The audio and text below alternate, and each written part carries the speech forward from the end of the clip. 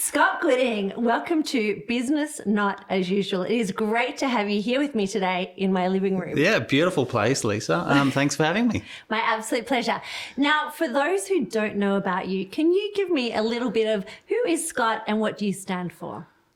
I'm a jack of all trades and a master of none. So I work within the health and fitness industry.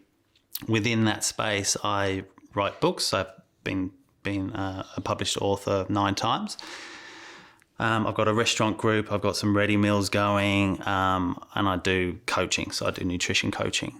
So there's a few sort of things going on, and I've been in this space probably about 20 years or close to. So I started just down the road from you, actually, in Bondi, working as a fitness instructor down on the beach. Amazing. Now, I love talking about a business ecosystem and future-proofing ourselves. So you're the perfect person to talk to about that today. But I really want to focus on health and all the different pillars of health. I mean, 2020 has been discombobulating for many of us at best. So can we talk a little bit about how you've personally handled your health in 2020?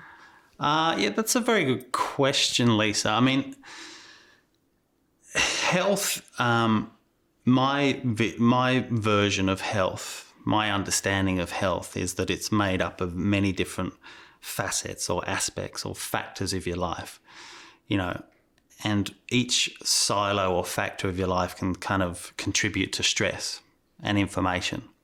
So it's about managing those factors as best you can, mitigating the amount of stress and inflammation that they can subsequently cause.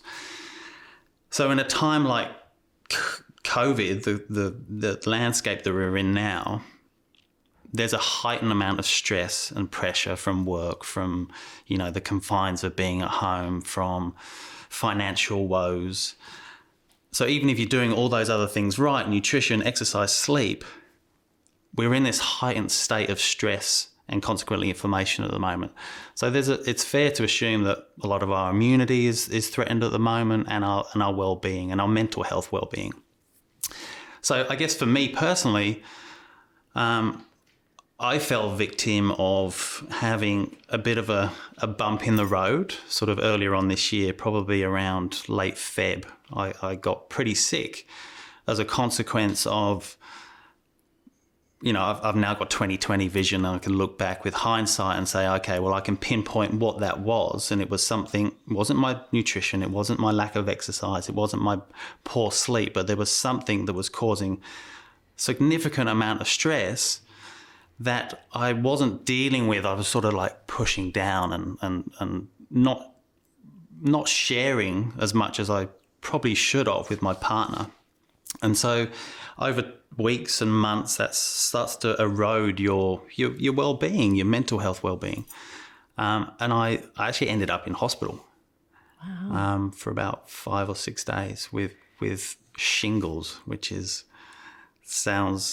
is as horrible as it sounds. It's such a, Anyway, what that has given me is this sort of sense of clarity, and it's forced me almost to, it got me to a ground zero, and it got me to reassess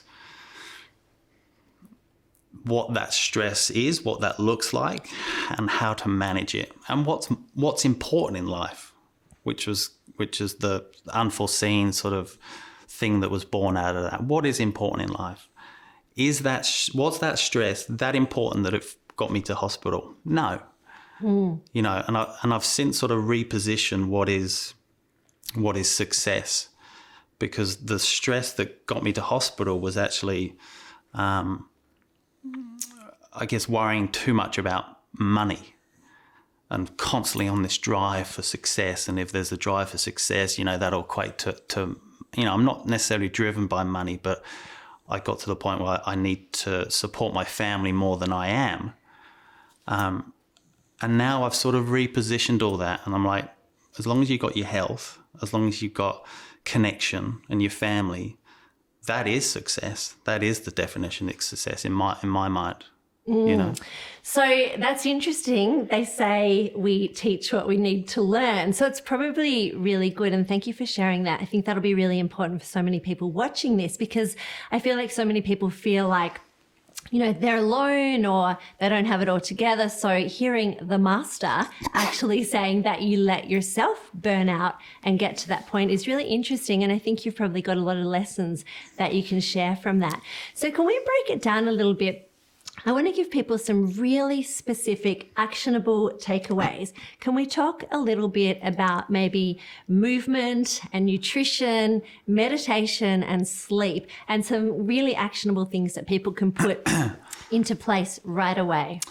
Yeah, for sure. Sort of one step back about, when we were talking about those different facets or aspects of your life and how they can all, ramp up or down-regulate your stress. Some of those, then particularly the ones that you've talked about or touched on, are ones that we have utter control over. So your nutrition, your sleep and your exercise and meditation, you control, unless you're in prison, you can control when you eat, what you eat, when you go to sleep, how much sleep you get. All those other things, such as the stress, the work, the family relationships, that's less easy to control. So let's, work with what we're working with and let's control the controllable. So when it comes to nutrition, sort of the lowest hanging fruit in terms of moving you forward for health and longevity is eat as much natural produce as you can. Have a carb sort of appropriate diet. Carbohydrates are a fuel. They're a non-essential macronutrient. So use them to support your movement goals, if you like. So all natural, carb appropriate, low processed foods, low processed industrialized oils. But I think, and obviously ethical meat. But I think if you're going predominantly all natural nutrition, you're way ahead in terms of your health and vitality and immunity and longevity.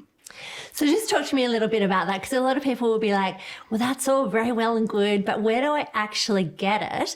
And is it affordable? Because I know a lot of times we just grab something because it's cheap or it's easy or it's accessible. So for people who are thinking, well, I don't know where to get that produce or I don't have access to it or it's really expensive, what would you say around that? Well, that's a valid point. And I guess it's always a little bit of resistance to, someone promoting that all natural nutrition message. But it's about choices. It's about shopping in the right places.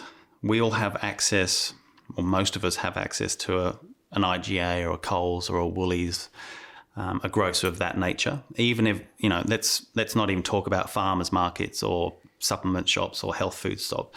Let's just talk about those big sort of staple grocers. There's plenty of fresh produce there. It might not come from a regen farmer or sustainable farmer, but there's plenty of fresh produce there. There's plenty of, obviously depending where you are, your locale, there's a good chance there's some ethical meat in there, some free-range eggs, some organic eggs, some free-range organic chicken, all that sort of stuff. So it comes down to choices. Yes, there are lots of processed, convenience, refined foods within that supermarket. But if you keep to the outside, that first bit that you walk into with all the greenery and the fresh produce, if that makes up most of your basket, most of your trolley, you'll be home and hosed. It's kind of frightening though, isn't it? I feel like that green bit is shrinking, so it doesn't take so long to get around it, which I guess is a good thing, a lucky thing. Can you talk to me a little bit about movement? Because obviously we're talking about a holistic approach to health. So talk to me about movement. What are some simple things that people can do? Well, I'm probably going to be a bit controversial here in the sense that I don't think it's that important if, and here's the big caveat, if you've put all your time, your energy, your focus on your nutrition. And your nutrition is that model of predominantly all natural. Because that is going to move your health greater and faster than focusing on movement. And I say that because we do have this kind of perception that fitness is the solution to health. Fitness is the solution to weight management. And it leaves people probably frustrated because they're running their 2Ks a day or they're going to the gym and they're not seeing the results. But because perhaps it's backed up by a poor diet or the macronutrients are in the wrong ratios. So I'm not discounting it. I'm not saying that it doesn't have value. It surely does, but it's where it ranks, I guess, is the really important part. If you've got good nutrition, you've got good sleep, then exercise and movement is the cherry on top.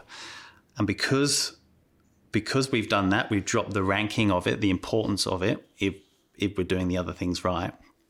It can now be something that we enjoy. It can be something pleasurable. It can be something social. It doesn't have to be flogging yourself in a gym. It doesn't have to be in a gym. So many people, me included, actually find the gym quite intimidating. And I'm used to the gym. But, you walk in, there's a few big guys over there and a couple of big girls over there, and they've all got tattoos. Like, it's an intimidating, or can be an intimidating environment. So if the gym's not your thing, don't chase that. It might be throwing, a frisbee for your dog. It might be snorkeling. It might be... So to answer your question in a succinct way, what can we do? Sure, move every day. Do something that you enjoy and mix it up. So I sort of split it between three different sort of genres, if you like. A sweat, something that gets you moving, something that gets you sort of a bit rosy, a bit flushed, gets a bit sweaty. So that can be, anything that's reasonably high intensity. And then a blue workout, so anything in water. So it can be swimming, stand-up paddleboarding, surfing, surf kiting, whatever. And then something green. So a green workout, anything in nature, a walk, a hike, fill in the blank. So something, let's encompass. So movement needs to be something that we can do today, tomorrow, next week. So it needs to be something that's sustainable. And for it to be sustainable, it needs to be enjoyable. I think they're really, really good tips. I'm laughing because as I'm sitting here, my legs are shaking because I did the hardest workout today in nature and I can feel my muscles like boom, boom, boom, boom. So, yeah, I think it's really important. I think it's about breaking it down into achievable bite-sized goals. And as you say so eloquently, doing something that you enjoy, be it in nature or throwing a frisbee or playing with your dog or just going for a walk and doing those incremental things. So that's great. Thank you. Let's move on to sleep. Now, I sleep 8 to 10 hours every single night. And people say to me often, but you're an entrepreneur, surely you must just sleep 4 hours. So can you talk to me about the importance of sleep? Yeah, sleep's a funny one. It's like, it's something that's often neglected and it's often something that's compromised because we've got other stuff going on. But it's actually probably the biggest lever that we have, the biggest driver to health. Depending where your nutrition is at currently, sleep and nutrition can kind of oscillate, between rank priority number 1 or number 2. So if you've got, poor sleep but your nutrition's okay, then obviously sleep is paramount. Sleep gets ranked number 1 conversely. So sleep is where we, our cells rest and restore. So we have 2 distinct operating systems, like a parasympathetic or a sympathetic. So the sympathetic is what we're operating now. It induces alertness, cognitive function, our muscles are primed, we're ready to rock and roll. The flip to that is your parasympathetic, and we all need it. It's all normal, and it's where we kind of rest and restore. When there becomes an imbalance of those operating systems, i.e. the sympathetic nervous system is operating more, the ratio shifts in favor of sympathetic, then inflammation can occur. Circling back to what I was saying right at the start, it's all about mitigating, managing inflammation. So studies have shown that we need 7 to 8 hours. So 7 to 8 hours are optimal. Having more than that or less than that can be problematic. So the thing with sleep is like cherish that like you do, or put as much energy into it or discipline into it as you would going to the gym or having a workout or, shopping for your all natural nutrition. Like, put the same diligence to that as you would everything else in your life, because that'll probably have the biggest impact in the short, medium and long term. But the thing is, again, it's often overlooked, and that's a consequence of, the world that we live in. So do you have some tips? Because obviously 2020, there's a lot of people who are lying awake at night, worrying because there's so much to worry about, and it becomes so much more prevalent for some reason when we're in bed alone or whatever it is. Are there things that you would suggest, like, turn your phone off an hour before you go to bed? Like, what would you say to people about actually winding down so that they get optimum sleep? I think that's the perfect answer, really, because that blue light is affecting the release of melatonin. The best thing we can do is to shut down the TV or the laptop or the iPhone, whatever it is, at least 2 hours before bed. So it's not like entertainment ends when the laptop closes. So a good strategy, and one that I try and do most nights, is, if you need to work or you're engaged in that Netflix doco, rather than going, okay, I'm going to watch one more episode, but it's getting, within that 2 hour time frame, put it down and pick up a bloody great book, and then spend the next 45 hour reading that. And that will sort of segue you nicely into a more sleep inducing state. Another tip is hot and cold showers. So oscillate between a hot and a cold, finish on a cold. You want a fairly cool room. So research suggests that between 17 and 19 degrees is optimal for sleep. Dark as you can get it. Earplugs if they're comfortable. No alcohol. So alcohol, contrary to what you think alcohol would benefit sleep, it actually sedates us, which is a different sort of state to sleep. So you might have had, we've all had a few drinks from time to time, and you might have noticed that night that you didn't sleep that well. And in the morning, the grogginess that you feel is partly to do with the alcohol, partly to do with the interrupted sleep. And then food. So don't have food too close to sleep. Again, there's a couple of reasons, but one is probably the thermodynamic reaction that food has. And so we want to have a cool internal and external environment for sleep. So if you've just eaten, you're going to sort of spike your body temperature. So you want to bring that down. So food's sort of an hour and a half, 2 hours before hitting the sack. Lots of amazing tips there. Thank you. And I love that you put print in there, being an advocate of print these days and reading books. Talk to me a little bit about meditation, because people are often overwhelmed by meditation. I started meditating probably 16 years ago, and I've kind of done, 5 minutes here, and then I've done literally 3 weeks of meditating in India nonstop, 17 hours a day. So I've done all extremes. For people who haven't yet meditated, can you talk about the power of meditation and where's an easy place to start so that they're not overwhelmed? Sounds like you're probably best placed to answer this. This is your interview, though. A really good place to start, and it's actually where I got to, because meditation is, it's on paper very easy to do, right? You find a quiet spot, a comfortable spot, and you sit still.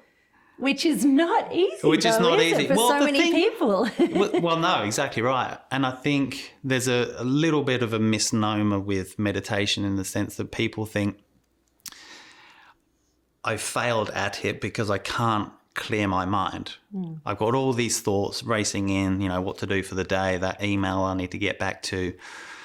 It's an odd one, really, because it's something that seemingly on paper looks very easy. You're sitting somewhere quiet, somewhere comfortable, and that's it. You're not expected to do lunges or squats or hideous burpees or anything. So why is it so hard? And I think primarily there's this sort of misnomer, this sort of misunderstanding of what the crux of meditation is and how to achieve it. And when people sit down there or sit for the first time, nothing, you're not going to be I don't think there's any such thing as an expert meditator, but as a beginner, it's very natural to have this bombardment of thoughts, your to-do list, getting back to that email, all that sort of stuff. That's all very normal. That hasn't meant you've failed.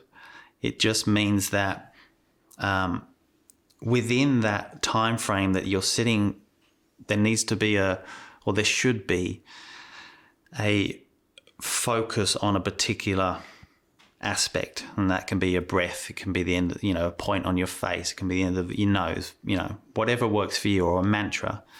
So it's actually not about clearing your mind. That's virtually impossible. It's about just reminding yourself as many times as you can, this is my version anyway, within that time frame, be it 2 minutes, 5 minutes, 10 minutes, and just coming back to that breath or that mantra or that point on your face or your body. The best place to start, and this is kind of where I got to after failing a number of times, thinking that I've got to sit for half an hour from day one and clear my mind. I realized that that's not the best approach. That's not the way, that's not your on-ramp.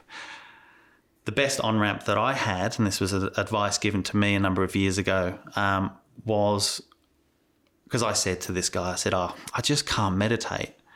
I'm just crap at it. I can't empty my mind. I can't sit still for half an hour. He's like, have you got 1 minute? Yeah. Well, there you go. Start with 1 minute. Literally put a timer on your phone for 1 minute and just sit still. Focus on that breath, mantra, point on your body, and come back to that as often as you can. And then the next day, do 2 minutes. Next day, do 3 minutes. And I reckon, I don't care how busy you are, we've all got a minute in our day. We've probably got 2, we've probably got 3. And that's the process, that's the on-ramp that I took. And I got up to 20 minutes a day. And that was probably about right for me. And again, during that 20 minutes, you have lots of thoughts. You forget that you're supposed to be meditating at times. And then you go, oh, yeah, right. That breath, that mantra, that point on your body. So I think that is key to getting people on the treadmill, so to speak, to remove that notion that we've got to clear our mind and we've got to be zen. I don't think that that's what it's all about.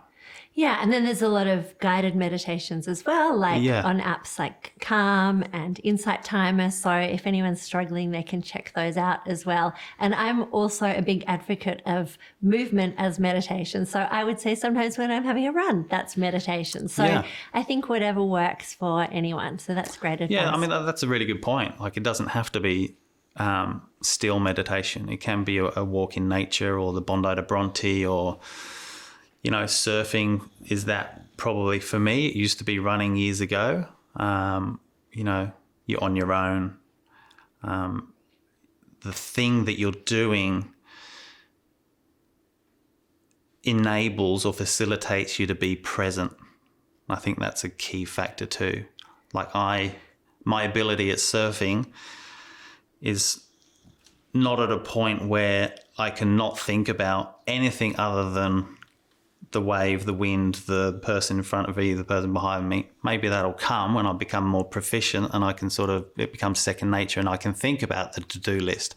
But at the moment, nothing else exists apart from being in the water in that given moment.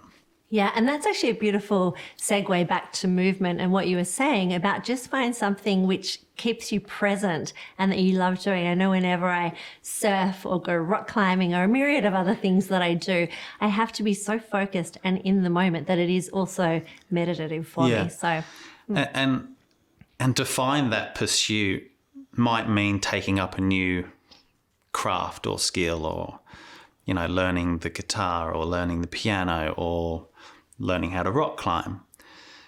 Because at some point, if we do something long enough, we become proficient and we can sort of rest on our laurels, or it becomes second nature. And then we can start to drift into, that to-do list. But when things are new, you need all your cognitive powers, your dexterity, and then nothing else exists other than trying to learn that fiddly chord. You know, you can't think about anything else. You know, the moment you do, everything just unravels. Exactly. So thank you. I think that's been great, kind of covering sleep, meditation, movement, and nutrition. For anyone who's watching who really feels, you know, unraveled this year, mental health is obviously really, really important, and bringing those 4 things together will certainly help. But for anyone that is really feeling like, you know, I've lost a sense of purpose, I don't know what's next, you know, my business, the rug's been pulled out from under me, I feel really unsure and uncertain. Are there any things that you can bring it all together and kind of go, okay, these are some really simple things, rituals, routines, disciplines that you can do on a daily basis just to bring yourself back to the moment? I think that's a really good starting point. You know, can I tweak, fine tune, improve my nutrition? Can I tweak, fine tune, improve my sleep and my movement? You know, let's remember that movement is a great mood enhancer. So maybe if I train at the start of the day, or train a little bit harder or a little bit longer, it's going to lift my mood more, which has a echo throughout the day. And then aside from those sort of 4 key movers of health, a reminder of how fortunate you are might be enough to kind of give you a sense of purpose and connection.